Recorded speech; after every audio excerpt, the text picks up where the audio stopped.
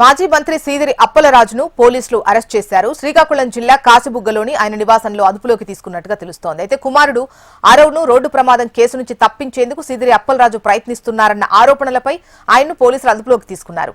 ఈ కేసులో ఇప్పటికే అప్పలరాజు కుమారుడు ఆరవ్ను పోలీసులు అరెస్ట్ చేశారు. పలాస, కాసిబుగ్గ పట్టణాల్లో పోలీసులు 144 సెక్షన్ విధించారు. ఇక ఎవరైనా నిబంధనలు అతిక్రమిస్తే కఠిన చర్యలు తప్పవని హెచ్చరిస్తున్నారు పోలీసులు. పోలీస్ స్టేషన్ సమీపంలో ఉన్న వీధుల్లో బ్యారికేడ్స్ ను ఏర్పాటు చేసినట్టుగా తెలుస్తోంది. రాకపోకలు నియంత్రించారు. మరిన్ని డీటెయిల్స్ మనకు వరప్రసాద్ అందిస్తారు. వరప్రసాద్, చెప్పండి. సీదిరి అప్పలరాజును, మాజీ మంత్రి సీదిరి అప్పలరాజును అరెస్ట్ చేశారు కదా, సో ఆ క్రమంలో అడ్డుకున్నటువంటి వారిపై కూడా కేసులు నమోదైనట్టుగా తెలుస్తోంది. దీనిపై మీ దగ్గర డీటెయిల్స్ ఏంటి?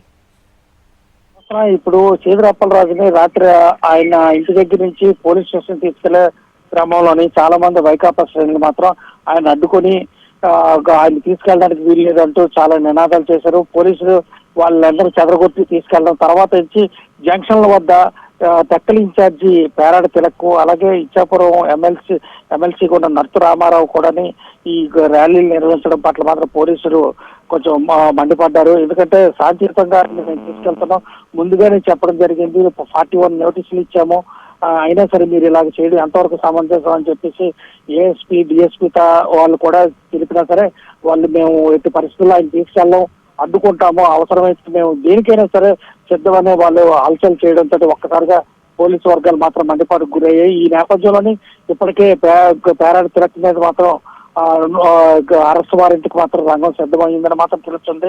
అదే విధంగా ఎమ్మెల్సీ నర్సు రామారావు కూడా నోటీసులు ఇచ్చారని మాత్రం తెలుస్తుంది.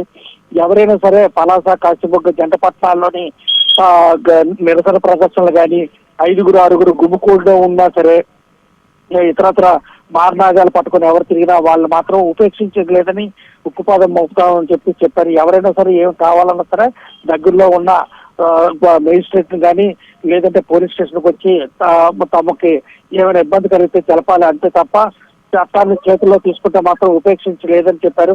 కానీ ప్రస్తుతానికి మాత్రం జంట పట్టణాల్లో మాత్రం ప్రశాంతంగా ఉన్నది. ఒక్క పోలీస్ స్టేషన్ పరిధిలో వైకాపా శ్రేణులు అందరూ అక్కడే సీదిరి అప్పలరాజు దగ్గర ఉన్నారు.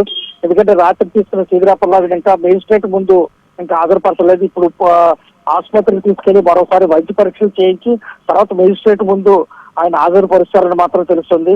11 దాటిన తర్వాత ఆయన తీసుకెళ్తారని చెప్పేసి బోగట్ట ఇప్పటికే ప్రతి వీధుల్లోని మాత్రం పోలీసు బందోబస్తు ఉన్నది. కఠినంగా చర్యలు తీసుకుని ఏవైనా ఆ వీధి వాళ్ళు మాత్రం వెళ్ళాలనుకుంటే మాత్రం తమ ఐడెంటిటీ కానీ లేకపోతే మా ఇల్లు ఎక్కడ ఉన్నదని చెప్పి నడిచి వెళ్ళాలని చెప్పేసి పోలీసులు జారీ చేశారు. 144 సెక్షన్ లో ఉన్నందున మాత్రం ఎటువంటి అవాంఛనీయ సంఘటనలు జరిగిన వాళ్ళ మీద మాత్రం కేసులు నమోదు చేస్తాము, అందరూ జాగ్రత్తగా ఉండాలని మాత్రం పోలీసులు హెచ్చరిస్తున్నారు. ప్రస్తుతానికి మాత్రం పట్టణంలో మాత్రం ప్రశాంతంగా ఉన్నది. చేస్తున్నా రైట్ వరప్రసాద్.